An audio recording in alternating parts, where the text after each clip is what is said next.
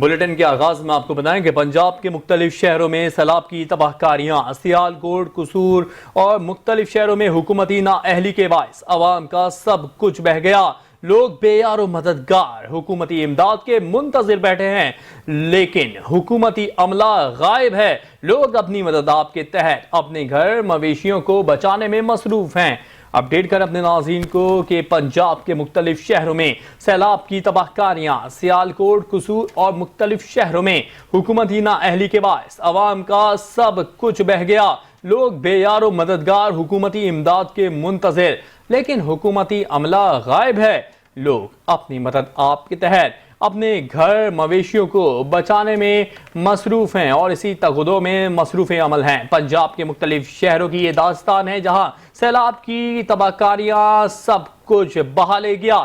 سیلاب نے سب کچھ دریا برد کر دیا۔ سیالکوٹ، قصور اور مختلف شہروں میں حکومتی نااہلی کے باعث عوام کا سب کچھ بہہ گیا۔ لوگ بے یار و مددگار بیٹھے ہیں، حکومتی امداد کے منتظر، لیکن حکومتی عملہ غائب ہے۔ لوگ اپنی مدد آپ کے تحت اپنے گھر مویشیوں کو بچانے میں مصروف دکھائی دے رہے ہیں۔ اسی حوالے سے ساہیوال سے عمران چودھری نے ہمیں جوائن کیا ہے۔ جی عمران، بتائے گا ساہیوال میں سیلاب کی کیا صورتحال ہے؟ جی بالکل، ساہیوال میں دریائے راوی جو ہے وہ بپر گیا ہے، جس کی وجہ سے موضع داد بلوچ، نورن بلوچ اور نورن سبوکا جو ہے ان کی وادیوں میں شدید کٹاؤ جاری ہے۔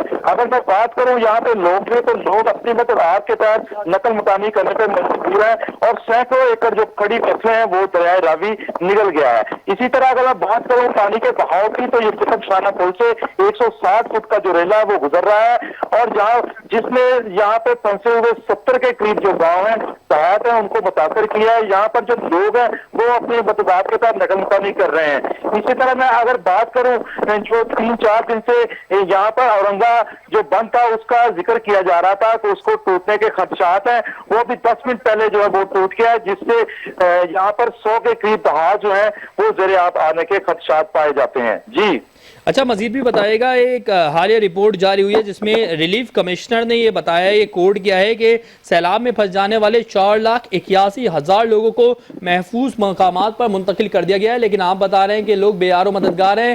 کتنی صداقت ہے اس رپورٹ میں اور اس کے دعووں میں؟ جی جیسا کہ ہمارے علاقے کا کلچر ہے کہ یہاں پر جو لوگ ہیں وہ کیمپوں میں، ریلیف کیمپوں میں نہیں جاتے، ان کی کوشش یہ ہوتی ہے کہ اپنی مدد کے تحت اپنے عزیزوں اقارب کے پاس گزر بسر کیا جائے۔ ہم ابھی یہاں پر بریگیڈیئر ملک عاصم صاحب نے بھی وزٹ کیا موقع پر اور اسی طرح ڈی سی ساہیوال نے بھی جو راوی کے قطب شانہ پل ہے وہاں پر وزٹ کیا ہے اور یہاں پر جو نرنگا بند ابھی ٹوٹا ہے اس سے بھی تھوڑی دیر پہلے وزٹ کیا گیا ہے، جہاں پہ بارش کے بہاؤ کی وجہ سے مشینری لگی ہوئی تھی ان کو فوری نکال لیا گیا ہے اور بند جو ٹوٹ گیا ہے۔ اسی طرح جو لوگ نقل مکانی کر رہے ہیں وہ کسی بھی کیمپ میں جانے کی بجائے اپنے عزیز و اقارب کے ہاں جانا بہتر سمجھتے ہیں۔ ابھی تک جو ریلیف کیمپ ہمیں کہیں نظر نہیں آ رہے، جبکہ انتظامیہ کا کہنا ہے کہ ریلیف کیمپ کیے گئے ہیں، لیکن وہاں پر کوئی بھی لوگ موجود نہیں ہے۔ راشن کی کیا صورتحال ہے کہ سیلاب زدگان کے پاس خشک راشن پہنچایا جا رہا ہے یا تیار کیا ہوا پہنچایا جا رہا ہے؟ جی ابھی تک ہمیں کسی جگہ پر بھی ریلیف کیمپ میں جو انتظامیہ کی طرف سے راشن کی تقسیم نظر نہیں آئی، تاہم لوگ جو ہیں وہ اپنی مدد آپ کے تحت اپنا راشن کا انتظام کر رہے ہیں، لیکن جو لوگ یہاں سے نقل مکانی کر گئے ہیں وہ تو اپنے عزیز و اقارب کے پاس چلے گئے ہیں، لیکن جہاں پر جو کچھ لوگ پھنسے ہوئے ہیں وہ اپنی مدد آپ کے تحت بے یار و مددگار ہیں۔ تو وہ عمران چودھری یہ بھی آپ سے جاننا چاہوں گی کہ جو ابھی تک پھنسے ہوئے ہیں وہ کس طریقے سے بندوبست کریں اپنے کھانے پینے کا، کیونکہ حکومت نے تو کوئی ان سے مدد نہیں کی اور ابھی تک راشن نہیں پہنچایا۔ جی وہ لوگ ابھی بھی بے یار و مددگار ہیں اور کسی بھی واقعے کے منتظر ہیں کہ کوئی ہمیں یہاں سے آ کے نکالے اور بچائے۔ اور اسی طرح یہ بھی دیکھا جا رہا ہے کہ کچھ لوگ اپنی نقل مکانی نہیں کر رہے، جن کے جانور جہاں پر ہیں اور ان کے قیمتی جائیداد، قیمتی املاک ہے کہ ان کو نقصان پہنچے گا، ان کو انتظامیہ نکالنے کی کوشش تو کر رہی ہے لیکن وہ باہر جانے سے قاصر ہیں۔